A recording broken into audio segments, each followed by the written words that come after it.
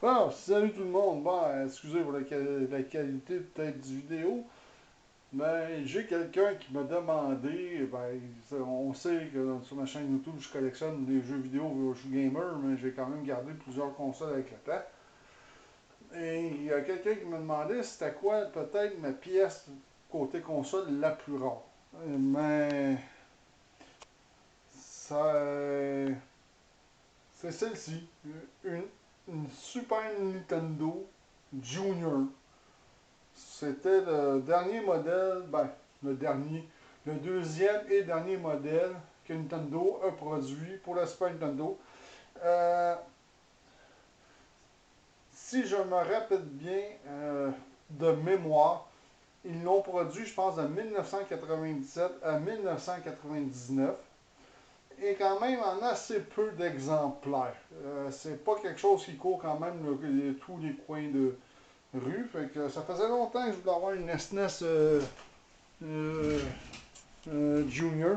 Ah ouais, en passant, si vous voyez, ouais, il y a un revêtement de vinyle par-dessus mon bureau de travail. Pour la simple et bonne raison que c'est moins d'entretien. Quand il faut que je nettoie, ça se nettoie beaucoup mieux qu'une putain de vitre. Bon, ok, c'est juste au cas où qu'il y a du monde qui me passe un commentaire là-dessus. Fait que c'est ça.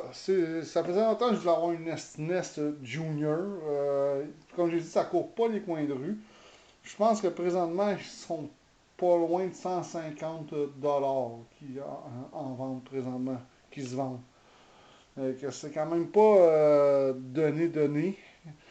Comme j'ai dit, 1987 à 1999 qu'ils ont été produits, que ce modèle-là a été produit. Et oui, c'est étonnant quand même, quand on y pense que la Super Nintendo a été produite jusqu'à 3 ans après la sortie de la Nintendo 64.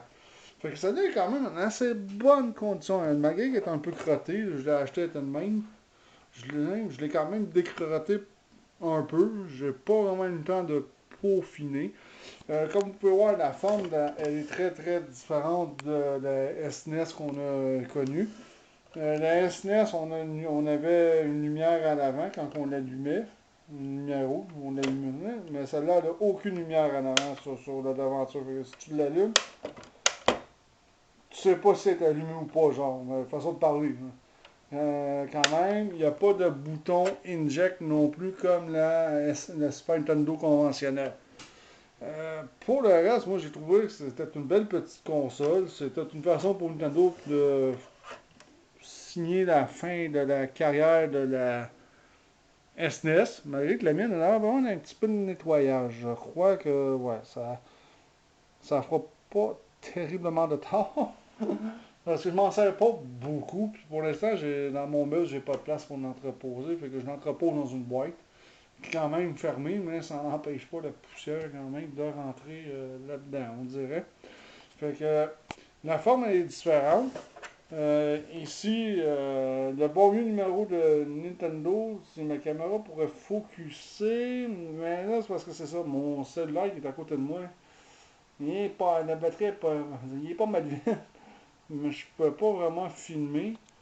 Mais le numéro qu'on essaye de voir ici, c'est le même numéro qu'il y a eu sur toutes les consoles Nintendo.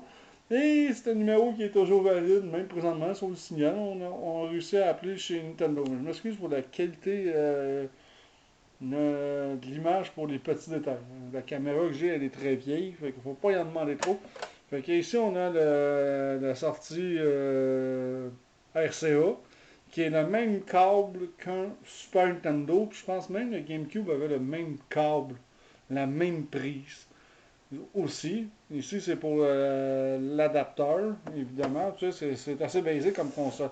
La seule affaire que j'étais un peu déçu quand je l'ai acquéri, à la place où est-ce que je l'ai acheté, c'est que il y avait des manettes originales, mais ils ont préféré vendre les manettes à part. Sûrement question de faire peut-être plus d'argent. Fait que, ils m'ont donné une manette originale Super Nintendo. La manette originale de la Junior, elle est pareille à ça, c'est identique. Il n'y a rien de différent, à l'exception qu'au lieu qu'ici ça soit écrit Super Nintendo, c'est juste Nintendo qui est comme gravé dans le plastique. Il y a au lieu de Super Nintendo, c'est Nintendo, puis en plus c'est gravé directement dans le plastique. C'était ça la manette originale qui venait avec la Junior. C'est sûr que j'ai l'intention, si je suis capable de trouver une manette un jour originale pour ma SNES Junior, c'est sûr que je vais l'acheter quand même. Il faut que ça soit quand même un prix assez raisonnable. Si c'est rendu à 50$ la manette, ça vaut plus vraiment la peine d'y penser. Mais c'est ça, c'est pas la manette originale. La manette originale, c'était gravé Nintendo ici, en blanc. Donc, c'était la même couleur que la manette. Fait que moi, j'ai pas la manette originale, malheureusement. Fait que c'est sûr que je perds un peu en valeur, admettons, si on réfléchit de cette façon-là. Je perds en valeur, fait que... Mais ça reste que c'est quand même une belle pièce de collection à avoir. Moi, comme j'ai dit, ça faisait longtemps que j'en voulais une. Ça faisait longtemps que je cherchais à en avoir une. Fait que là, j'en ai une. Ça va faire un an que à peu près que je l'ai acquérie. Euh, je suis vraiment content. C'est ma pièce la plus rare présentement de ce côté-là. Je vais vous montrer d'autres consoles rares aussi que j'ai. J'en ai quand même une autre console rare dans ma collection. C'est quand même un peu nounou, mais tu sais, je ne collectionne pas vraiment les consoles rares nécessairement. Mais la Junior, quand elle est sortie, en 1900, je pense 97, je peux me tromper, ouais, vous allez me corriger dans les commentaires si jamais euh, j'y vais de mémoire. Il me semble que c'est 1997 qu'elle est sortie.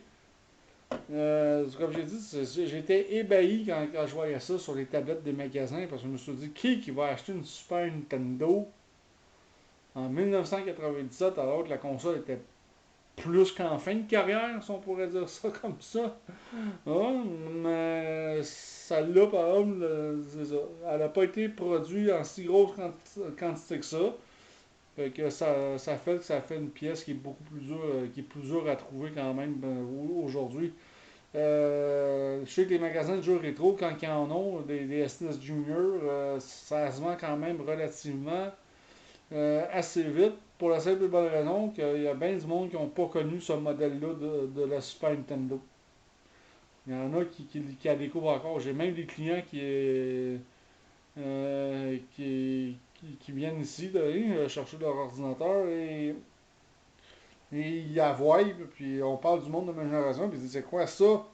Ben, c'est une Super Nintendo. Ben là, il dit ça doit être le modèle japonais, là, ça doit être une Super Famicom. Non, non, c'est la Super Nintendo Junior qu'on appelait à l'époque, qui a été produit pendant 2 ans. Pas en très grande quantité, puis c'est pour ça qu'on. Peut-être parce que vous l'aviez jamais, vous l'aviez jamais vu peut-être de ces tablettes des magasins à l'époque. C'est sûr que la 64 faisait plus la une, parce que c'est sûr que les Super Nintendo, à l'époque, sur les tablettes des magasins, étaient un peu plus en arrière-plan, mais c'est une vraie Super Nintendo, non japonaise, si on pourrait dire ça comme ça. C'est pas une Super Famicom, c'est vraiment une Super Nintendo. Fait que c'est une de mes consoles que j'ai dans ma collection, que je considère quand même rare, parce que ça court pas les coins de rue, pratiquement, ça court pratiquement pas les coins de rue, ce modèle-là. Fait que si vous êtes collectionneur de consoles et vous venez juste de découvrir la SNES Junior, ben c'est quand même une belle pièce à avoir dans sa collection. Là-dessus, je vous dis ciao tout le monde, à la prochaine.